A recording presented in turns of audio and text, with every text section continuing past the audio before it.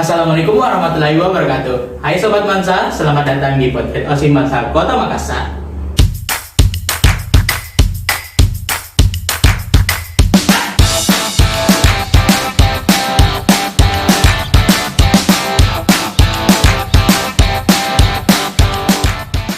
Jadi untuk tema hari ini yaitu Sharing Knowledge for the Future Inspiration, yang dimana segmen ini kami buat untuk para sahabat-sahabat yang menonton ini untuk bisa belajar dan mencari motivasi di dalam video ini.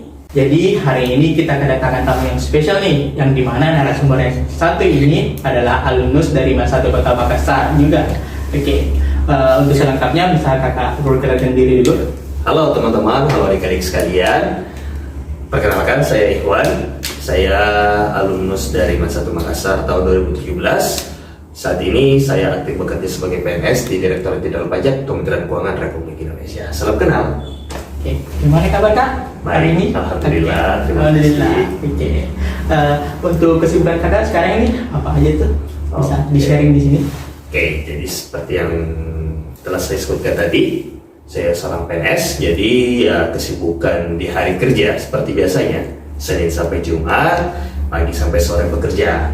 Nah, mungkin di akhir pekan, Sabtu Minggu saya beristirahat, bergaul sama teman-teman sebaya, termasuk juga masih datang ke kampus Man1 untuk memberi pelatihan ya buat adik-adik, terutama di OSIM dan MPK seperti itu. Oke, ngomong-ngomong nih kak, kakak kan dari alumnus Man1 Kota Makassar. Kakak bisa bagi nggak di sini untuk pengalaman pribadinya yang berharga gitu di Man1 Kota Makassar yang bisa menjadikan motivasi untuk para sobat-sobat Mansa ini? Oke, jadi selama di Man1 Makassar, kan saya masuk 2015 ya. Selama 3 tahun bersekolah di Man1 Makassar, a good time. Saya dapat pengalaman-pengalaman yang banyak berharga, dan saya bersyukur menjadi bagian dari Man1 Makassar. Selama sekolah, selain belajar ya seperti siswa pada umumnya, saya juga aktif mengikuti kegiatan-kegiatan ekskul maupun organisasi yang ada di Man1. Antara lain ada pramuka, ada OSIM juga, dan waktu kelas 12 juga masih aktif di BTQ sampai saya lulus. Bahkan setelah lulus pun ya, saya masih datang ke Man1 sebagai alumnus ya, ngajarin bagaimana cara berkegiatan yang benar, yang baik, sesuai dengan pengalaman pribadi. Itu aja sih. Jadi setelah lulus nih kak, di Man1 Kota Makassar, kesibukan kakak ini apa aja tuh? Oke, jadi setelah lulus dari Man1, alhamdulillah saya diterima menjadi seorang mahasiswa di Politeknik Keuangan Negara STAN ya, yang kalau adik-adik teman-teman tahu dengan nama STAN ya. Oh ya, kakak tadi kan sebut nih, setelah lulus kakak masuk ke PKN STAN Ya. Nah, dengar-dengar nih dari teman-teman juga bahwa kalau misalnya kuliah di sana tuh kuliahnya berat nih, kayak karena dengar desus-desusnya gitu di dalam PKN STAN juga itu, jika kita ketahuan menyuntik maka kita akan di DO gitu. Bisa kakak sharing di sini? Oke. Pengalaman selama menjadi mahasiswa di PKN STAN, kebetulan kan setelah lulus dari Man1 Makassar, alhamdulillah saya terima di program Diploma 1 Pajak PKN STAN ya. Ya, selama setahun perkuliahan saya juga banyak belajar nih, karena bertemu dengan banyak orang, tidak hanya orang Makassar saja, literally. Jadi bisa dikatakan dari Sabang sampai Merauke ya. Saya bisa katakan di PKN saya itu seperti mini Indonesia mini. Di dalamnya banyak orang-orang Indonesia yang tidak hanya dari Sulawesi saja, dari Sumatera, Jawa, Kalimantan, dan Papua pun ada. Dan saya pribadi berkenalan, bersosialisasi, banyak cerita-cerita yang berharga lah, yang membentuk diri saya sendiri sampai dengan hari ini dari PKN STAN. Jadi selama perkuliahan bisa bilang seru, asik ya. Tapi ya seperti kata orang ya, kalau kuliah di sana juga agak berat, ada tuntutan, ada ancaman demo segala macam. Ya wajar, karena memang Politeknik Keuangan Negara STAN ini kan adalah perguruan tinggi kedinasan yang diadakan Kementerian Keuangan untuk mencetak pembawa-pembawa keuangan negara. yang mana outputnya akan menjadi SDM keuangan di lembaga, kementerian, instansi-instansi pemerintahan dan dibiayai oleh pajak, oleh uang rakyat. Nah, jadi makanya kita juga yang diterima di sana kan dibiayai. Jadi kita ada tuntutan juga, jangan sampai kita malas-malasan belajar, jangan sampai jelek nilainya, karena kan kita juga sudah dikuliahi oleh rakyat gitu melalui pajak gitu, kita udah digratis di kuliah. Jadi ya wajar saja kita tidak boleh menyontek, tidak boleh IPK-nya di bawah rata-rata, dan tidak boleh bolos ya. Karena sebagai tuntutan mahasiswa kita juga harus mengikuti, toh kita juga dibiayai. Sangat berat sekali ya Sobat Mansa.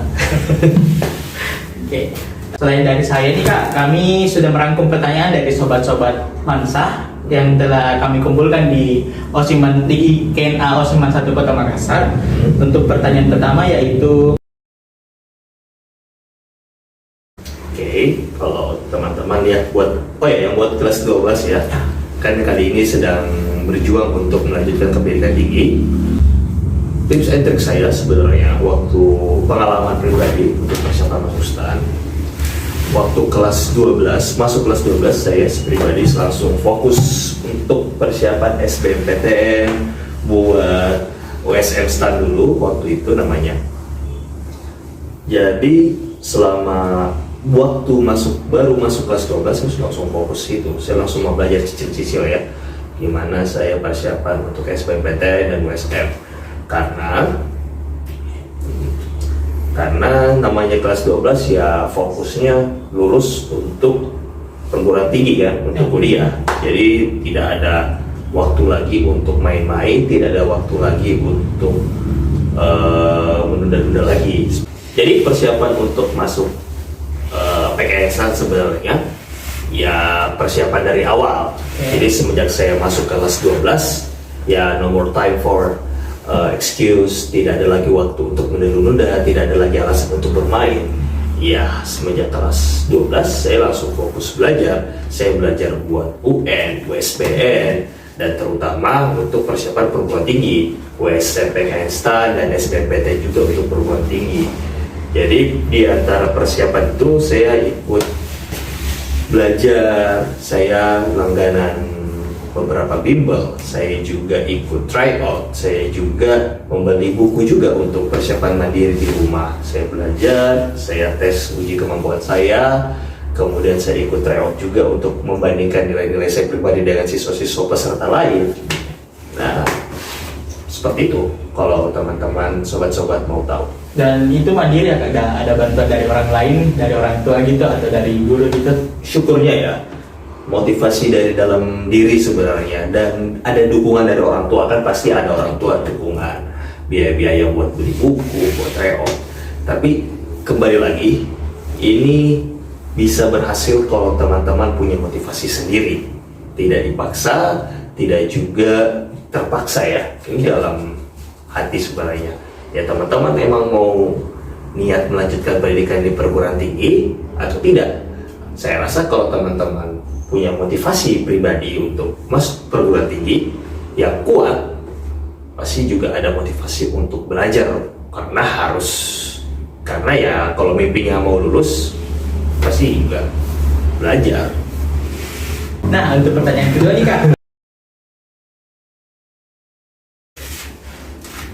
Jadi mungkin seperti teman-teman adik-adik sudah merasakan rasa tidak aman, takut. Kalau kata modernnya sekarang insecure. Ya sama, saya juga beberapa kali menghadapi insecure. Ya namanya kita masih hidup, masih muda. Di setiap perjalanannya pasti ada sesuatu hambatan, rintangan yang membuat kita mungkin takut atau mundur. Ya manusiawi juga sebenarnya kita dihadapkan dari situ. Tapi boleh saja kita sedih, boleh saja kita takut, boleh saja kita khawatir, tapi tidak boleh menyerah. Boleh takut. Kalau takut, ya istirahat bisa. Tidur rebahan. Ya, dalam tanda kutip kita bisa istirahat. Tapi kembali kita tidak bisa lari dari masalah itu. Mau tidak mau, suka tidak suka, cepat atau lambat, kita harus menghadapi masalah. Ya kan? Dan bagaimana cara kita untuk overcome dan ketakutan itu, bagaimana caranya kita bisa menghadapi ketakutan itu, motivasi dalam diri saja kembali, apa sih tujuan kita hidup. Contoh deh, kalau kayak mau kuliah di jurusan idaman, di kampus idaman, ya suatu hari kita malas atau takut bakal lulus deh ya, apa saya bisa bersaing dengan teman-teman di luar sana dari sekolah-sekolah lain, ya wajar itu ada. Tapi cara untuk menghadapinya ya motivasi diri kembali. Ya, tujuan saya ingin menjadi pembawa kesuksesan buat keluarga saya. Amin. Saya mau menjadi orang yang pertama sukses di keluarga Amin. saya. Saya mau lebih sukses dari saudara-saudara saya. Kan itu salah satu motivasi juga, ya. Dan kembali kita harus menanami. Saya pribadi ya, saya menanami bahwa dalam diri saya, cepat atau lambat kita akan melewati masalah itu dengan bantuan yang maha kuasa dan kemampuan diri sendiri. Kita pasti akan melewatinya, cepat atau lambat. Pasti semua masalah yang dihadapi kita pasti bisa melaluinya. Jadi buat teman-teman yang mungkin sedang menghadapi masalah, sedang merasa insecure, jangan khawatir, takut itu wajar, capek itu tidak masalah, istirahat juga boleh, manusiawi, tapi kembali jangan menyerah. Suatu saat kamu harus berdiri lagi, kamu harus kuatkan dirimu lagi untuk menghadapi masalah yang kamu hadapi sekarang. Gitu sih. Oke, untuk pertanyaan ketiga nih Kak. Oke, buat teman-teman adik-adik kalau mau tahu, sebenarnya STAN bukan pilihan pertama saya untuk melanjutkan pendidikan. Awalnya, kan saya masuk jurusan IPA nih, harapannya pengen jadi dokter, meneruskan pekerjaan orang tua. Kebetulan ayah saya dokter. Tapi seiring berjalannya waktu, 3 tahun bersekolah di Unsur 1, saya merasakan hasil dari refleksi diri ya. Kalau kayak malam-malam overthinking, ya saya juga pernah begitu. Merefleksikan diri selama 3 tahun ke belakang, saya merasakan bahwa IPA bukan di jiwa saya kali ya. Saya lebih senang, lebih tertarik dengan mata pelajaran yang berbau sosial yang ada di IPS. Interaksi dengan manusia lain. Antara lain sosiologi, sejarah, humaniora. Jadi saya waktu itu memutuskan untuk, apakah saya harus kuliah di bidang-bidang itu? Yang kebetulan saya waktu SBMPTN saya mendaftar di jurusan-jurusan pemerintahan, hukum, ilmu politik. Selain itu, sedari dulu orang tua saya mendorong saya untuk masuk ke STAN, ya kan? Waktu dari SMP, orang tua saya pernah cerita kalau ada sebuah perguruan tinggi, kampus di mana semua mahasiswa di sana dibiayai kuliah ya, bahkan digaji, lulus pun langsung masuk kerja. Ya, tapi kita namanya waktu itu anak SMP mengiyakan, tapi berlanjut sampai SMA. Jadi selain dari jurusan-jurusan yang saya mau daftar kuliah, saya juga mendaftar di STAN yang dari dulu sudah diceritakan sama orang tua. Kemudian ketika saya lulus, alhamdulillah lulus di dua-duanya, ya, di SBMPTN maupun di WSPK Instan, muncul perdebatan dalam diri ya, dan dari orang tua. Apakah saya harus mengambil jurusan yang saya idam-idamkan karena memang saya yang berkuliah, atau saya mengikuti dorongan dari orang tua yang mana notabene-nya sudah terjamin, dalam tanda kutip kan sudah terjamin. Setelah perdebatan yang cukup lama dan pertimbangan yang amat dalam, saya memutuskan untuk masuk kuliah di PKN saja. Kan kemarin baru terima pengumuman SNMPTN ya. Iya. Selamat buat yang lulus, dan jangan berkecil hati buat yang belum lulus. Bisa jadi jurusan yang kalian pilih untuk SNMPTN belum jurusan yang tepat. Siapa tahu yang tepat itu ada di SBMPTN jalurnya. Dan saya mendoakan buat teman-teman yang lulus SNMPTN, semoga jurusan yang dipilih, yang diterima adalah memang jurusan impian adik-adik. Amin. Dan memang mimpi dan peluangnya ada di sana masa depannya. Dan buat yang belum lulus juga, yuk kita belajar lagi, kita gali lagi, kita jurusan mana yang sebenarnya kita idam-idamkan. Karena jangan sampai kita terjebak setelah masuk kuliah ternyata kayaknya salah jurusan deh. Ya, tapi itu jauh. Sekarang mending kita persiapkan diri untuk SBMPTN ya, yang sekarang namanya UTBK. Persiapkan diri lagi lebih dalam. Dan buat teman-teman juga yang berharap masuk ke sekolah kedinasan ya, yuk belajar lagi. Karena dengar-dengar kalau buat PKS-an dia kan masih ngambil nilai UTBK ya. Jadi ya yuk belajar lagi. Nah, buat teman-teman yang kelas 10 dan kelas 11, semangat sekolahnya.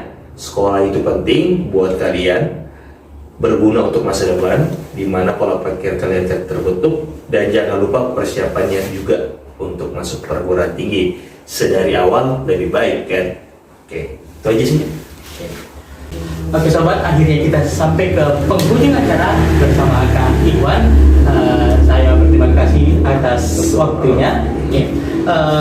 Untuk teman-teman nih, jangan lupa like, subscribe, dan aktifkan lonceng notifikasinya. Oke, dan stay tune untuk video kita selanjutnya. Sampai jumpa teman-teman. Oke.